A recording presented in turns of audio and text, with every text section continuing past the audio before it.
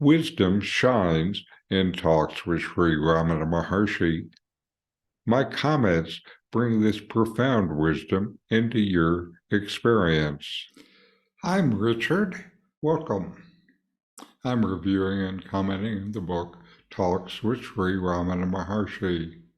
Today is from Talk 220.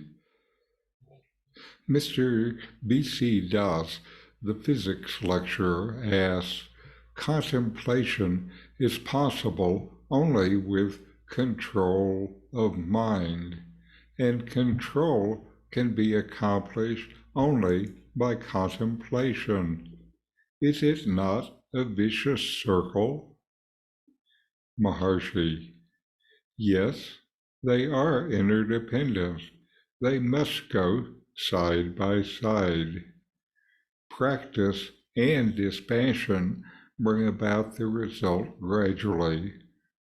Dispassion is practice to check the mind from being projected outward. Practice is to keep it turned inward. There is a struggle between control and contemplation. It's going on constantly within. Contemplation will, in due course, be successful. Thus, how to begin? Your grace is needed for it. Maharshi, grace is always there. Dispassion cannot be acquired, nor realization of the truth, nor inherence in the self in the absence of Guru's grace, the Master quoted. Practice is necessary. It's like training a roguish bull confined to his stall by tempting him with the luscious grass and preventing him from straying.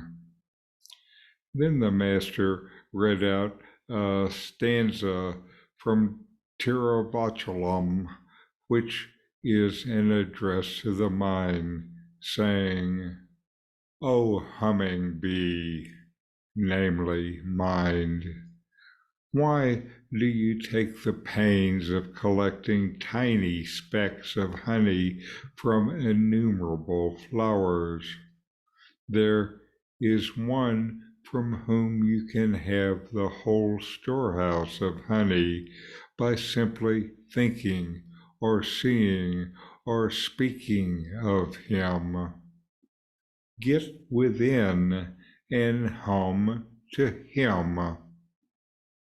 In this dialogue, Mr. B.C. Das poses a question about the seeming paradox between contemplation and the control of the mind.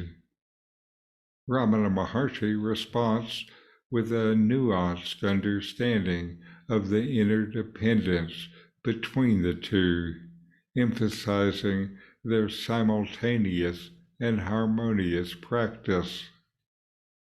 The Maharshi says that both contemplation and control are essential components of spiritual progress, and their practice must be pursued concurrently. The tandem effect of practicing control to turn the mind inward and fostering dispassion to prevent its outward projection form a dynamic synergy. This, according to Ramana, leads to results in the spiritual journey. The results are often gradual, since they must overcome mental habits built up over a lifetime.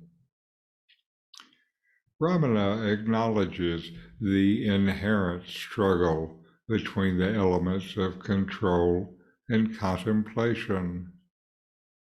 Contemplation is to open you to new understandings. Control is to limit your mind reaching out. So the conflict is between opening and closing the mind. The continuous Inner conflict is a natural part of the transformative process. Maharshi asserts that success in contemplation will eventually emerge as a consequence of this ongoing struggle. By contemplation, I think he also includes self-inquiry. Contemplation is mental reflection, thinking about the teaching in your life, comparing and contrasting, etc. Inquiry is when the mental reflection moves to experience. Ramana said that inquiry is more akin to feeling than thinking. Mr. Das seeks guidance on how to initiate this spiritual journey, saying that grace is needed in order to get started. Ramana responds with a profound view of the omnipresence of grace. Ramana quotes, "Dispassion cannot be acquired, nor realization of the truth, nor inherence in the self in the absence of Guru's grace." Here he emphasizes the crucial role of grace in the practitioner's path and underlines its constant availability. He also mentions the progressions of practice from dispassion to realization to inherence in the self. Ramana draws an analogy to illustrate the relationship between meditation practice and dispassion, comparing the mind to a roguish bull confined to a stall. He suggests that practice is akin to training this unruly mind by tempting it inward with the allure of spiritual pursuits. In practical terms, this is learning that the real source of happiness that lasts is within, not from external accomplishments and pleasure. We always want to be happy. We direct our activities accordingly. If we think happiness comes from the world, our attention will be on the world. If we know it is from within, that's where we'll look. To further drive home the importance of turning inward, Ramana shares a stanza from Tiruvachakhan, a 9th century Tamil Shaivite bhakti poet, Manakava Sagar, addressing the mind as a humming bee. The verse encourages the mind to seek the ultimate source of fulfillment within, instead of, to quote, collecting tiny specks, emphasizing the simplicity of attaining spiritual treasure by directing your focus inward. This dialogue encapsulates Ramana Maharshi's teachings on the necessary coexistence of control and contemplation, the need for and availability of grace in the spiritual journey, and the pivotal role of turning inward for true self-knowledge and self-realization.